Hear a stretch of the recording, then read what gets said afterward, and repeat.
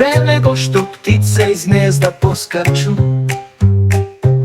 Pred dece i ljudi vikni glasom jasnim, prvi dan u školi da ti ne zakasnim.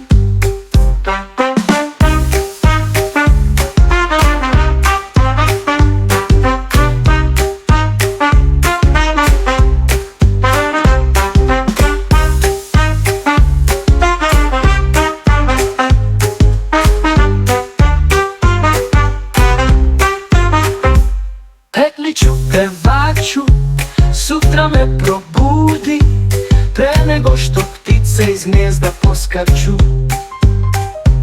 Pred dece i ljudi vikni glasom jasnim, prvi dan u školi da ti ne zakasnim.